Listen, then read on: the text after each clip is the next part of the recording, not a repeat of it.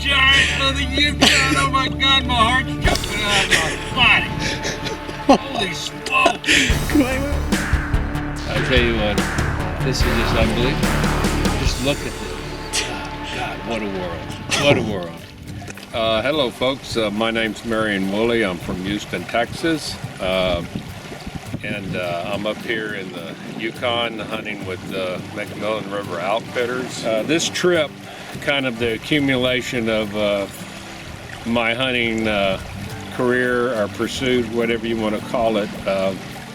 I've always wanted to kill an Alaska Yukon moose, and I turned 60 this year, and for my 60th birthday, my wife gave me a moose hunt, and I want to thank her deeply for the present and for all the efforts that she's doing, staying home, taking care of all the kids and holding down the fort while I'm up here pursuing my dream. I'd taken up bow hunting about 15 years ago, and I decided I want to shoot a moose with my bow. I looked in the Yukon, and I had narrowed it down to 2 outfitters, and I called both of them, and I talked to Don Lenz at Macmillan River Outfitters, and it just fit right. He said that they do specialize in bow hunting. They have camps that they particularly bow hunt, and that he had experienced guides that did a lot of bow hunting. And so I went ahead and booked a trip.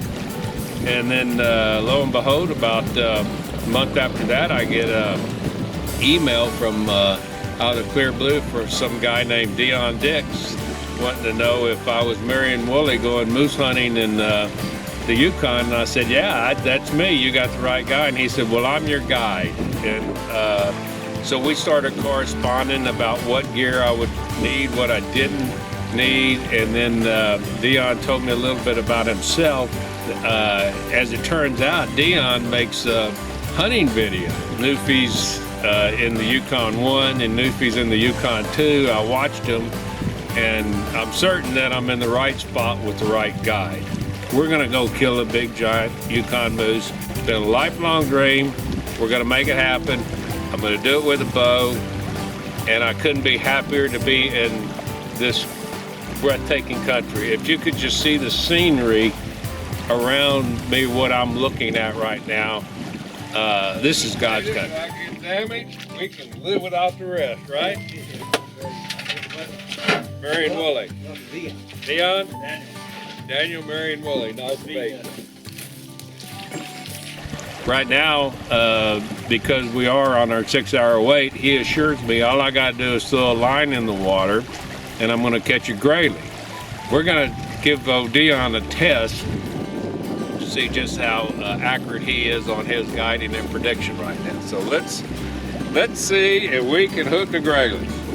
I'm going to put my Polaroid glasses on so I can see the fish underwater.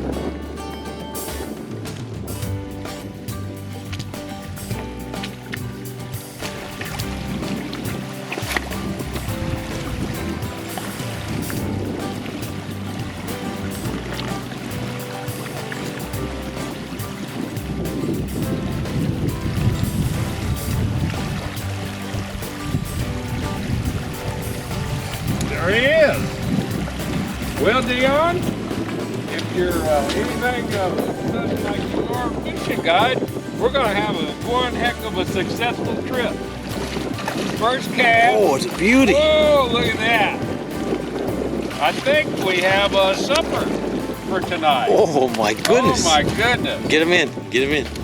Oh, boy. Well, folks, been here about 10 minutes. We've got 4 grayling on a stringer, and as you can see, we got dinner. That's all we want for dinner. There's no need to keep anymore. This is just like a natural refrigerator. Whenever you want them, you just come down here and get them. Gonna put them in the boat, put the rods up, and go scout for some big giant Yukon moose.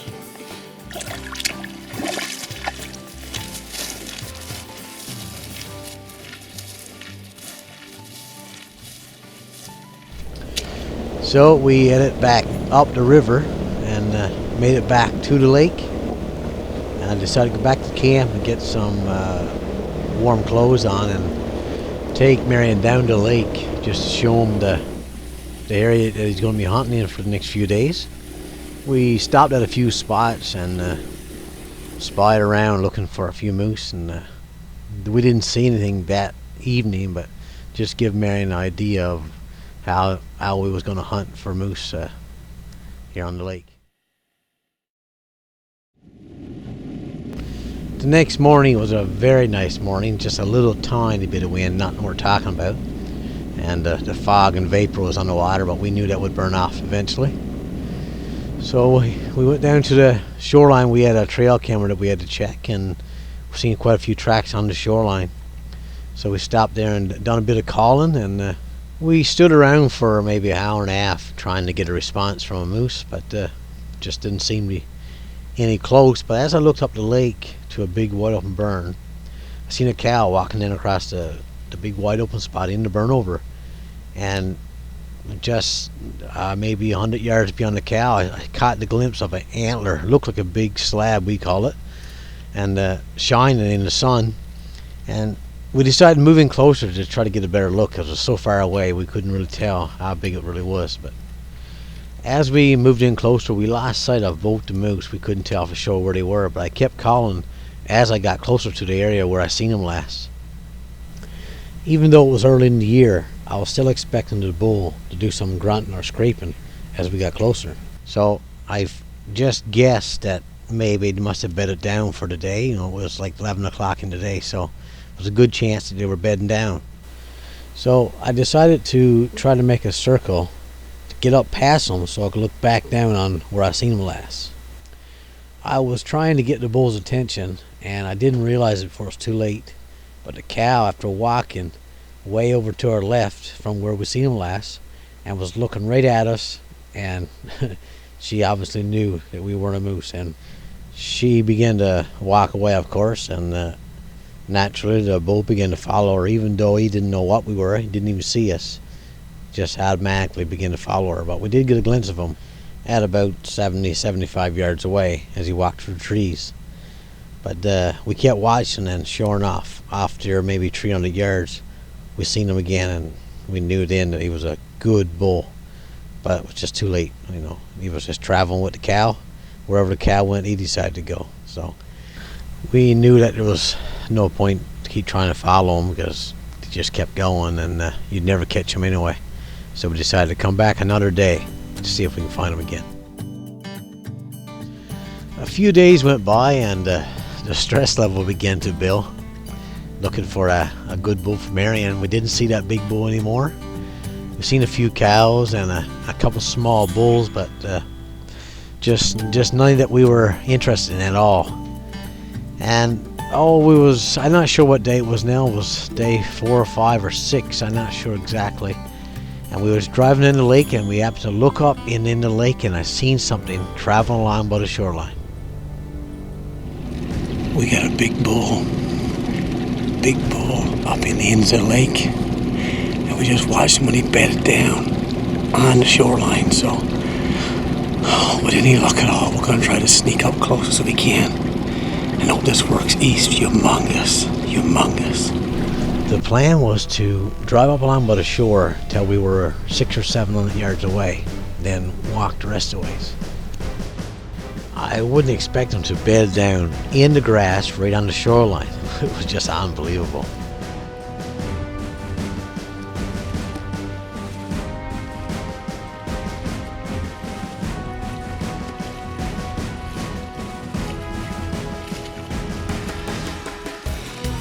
Once we got so close, I had Marion use his rangefinder to see how far it really was. Say it again. 294. Okay, what's the plan here? Tell me, what's the plan? We're going to scrape. We're going to get him out in the water, coming this way. I'm going to get him within 40 to 20 yards and put one in his rib cage. Perfect. We got within maybe 120 yards of this moose, and from then on there was no trees at all, so the chances of getting any closer without spooking them wouldn't, it was pretty slim, because you know, he's going to see us coming. It can be done, yeah, just try to convince him that I'm another bull. But this bigger bull, I didn't want to take a chance. Plus, to make things worse, the shoreline was the boundary of our concession, and the wind was blowing to our left. And I knew that if that big bull stood up and started to confront us, we knew that most likely he would go to our left and get our wind before he got too close to us, which would ruin it for us because we wouldn't be allowed to shoot him once he was on the land.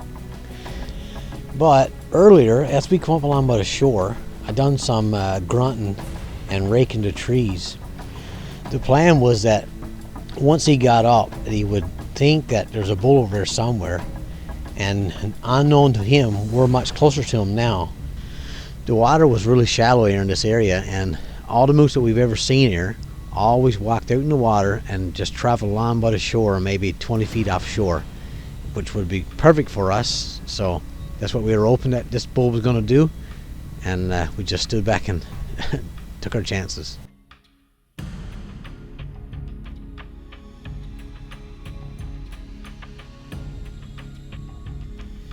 It was just so exciting to watch this big bull slowly make his way across toward us.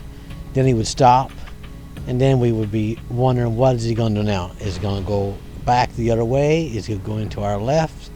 It was just nerve-wracking, but finally, after a long time, he started a march straight toward us, and it was just something we'll never forget.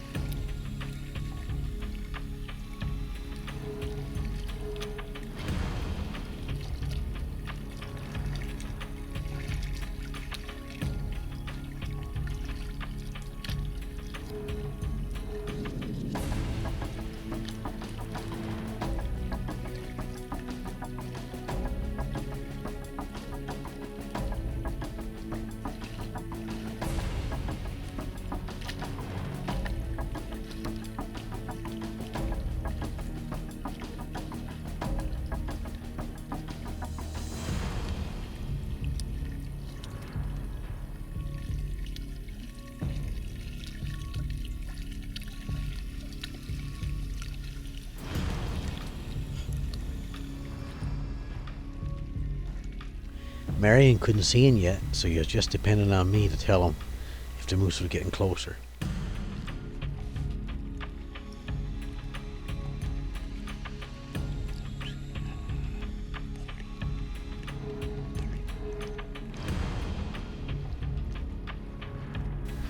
I was hoping that the bull would come closer to the shoreline so that I can get Marion and the bull in the frame at once, but for some reason the bull kept offshore, which really didn't matter, but it just would have made a better video, that's all.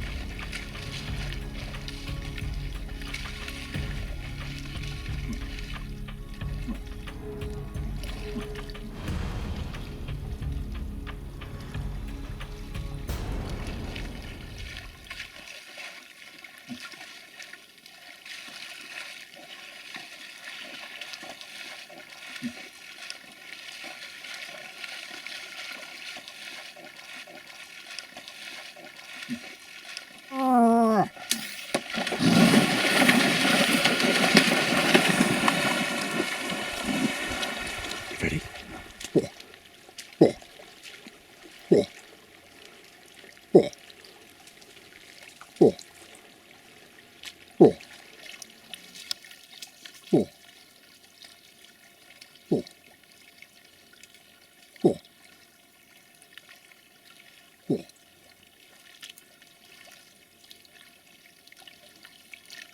Wait your chance. Wait, wait.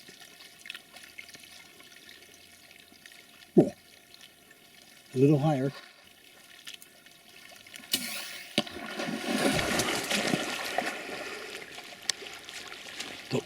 Don't move. Don't move.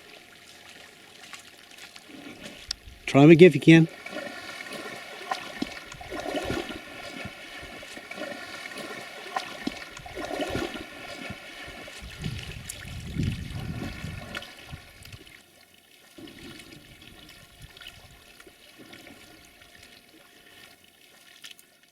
You got a trophy, my friend. You got a trophy. Yes. What do you think? The giant of the Yukon. Oh my God, my heart's jumping out of my body. Holy smokes. That was beautiful. Beautiful. I have wanted an Alaska Yukon moose for my entire life. Thank you, Dion, for making it happen. Daniel, can you copy? Turn up, turn up. The beast is dead. Long live the beast. We've got the spirit of the Yukon. Ah, definitely, man. Good one, good one. We sat here for 5 hours till he got up, and he's now laying right offshore, right in the heart of Macmillan River concession. Oh man, he walked up. He started angling out, and it's about 30 yards, and then I hit him. I think I hit him in the heart, a little low, actually, from where I thought, and because I used a kind of a 25-yard pin. Take your time. You got all day. And then he kind of wallowed around out there, and Dion grunted at him, and about 40 yards, man, I smoked him right through the lungs. It's just great. He probably went another 20 yards and flundered around and fell right in the water. What a feeling. What a feeling. Oh yeah, we got it on video. This is one for the this is one for my record books, I can tell you that. We'll see you in a little bit because the work will start, and we could sure use your help. I came from the southernmost part of North America, the tip of Texas. You came eastern furthest point, Newfoundland. Yeah. And we joined up here in the Yukon. This is kind of like destiny. Man, I'm just look at this. Oh, God, what a world. What a world. I tell you what, this is just unbelievable. Yeah. Let's go over and size one up. I didn't need my third one. I'm going to unlock it now. Okay. How you feeling? Oh man, I'm pumped. I think I could walk on the water. This is great. Yeah, that's right. Here we are, making our way out to him. If I had hip boots on, I'd already been out there. Yeah. And now lift up that pull down, I guess that I have to say. Holy smoke. Oh, Christ. Look Maybe. at the size of that thing. Count the points. There, I was on a rock. 1, 2, 3, 4, 5, 6, 7, 8, 9, 10, 11, 12, 13, 14, 15, 16, 17, 18, 19, 20, 21, 22, 23, 4, 5, 6, 7, 8, 9, 30, 31. Woo! Look, he broke. Guys are going to do the score on this magnificent beast. Where do you think he's going to go? I don't know. I'll say 59. Oh, what do you think? I don't know, 60. I think over 60. Over 60? The tape doesn't lie, though. We will find out. All right. Tape never lies. All right, I'm on the widest point, right? Yeah. I've never done this on a move. Better there. 63 3/4. Really? Well, 63 3/4. yep. 63 3/4, and we counted it up. It has 32 points. 30, 32. Was it 32 or 31? 31, yeah. 31 points. I'm sorry. I'm 1 not. point, that's not worth lying over. 31 points. So yeah, I'll give that point back. 31 points, 63 3/4. How does that on bow hunting up here? How's that stack up with you guys as far as what y'all done? Monster, biggest one. Biggest one. Biggest one, yeah. Man, oh man. Okay, we're back at camp, and like we always does with the big racks, we're gonna weigh them. See, I have just a rack alone. The biggest one we've weighed so far is 62 pounds. So, see what this one's gonna be. Yes, boy. You want to take a look at this, boys? Newfies, back on. What do you think of this? Oh, man. 75.9. Oh, it's crazy. All right, let me get one like that.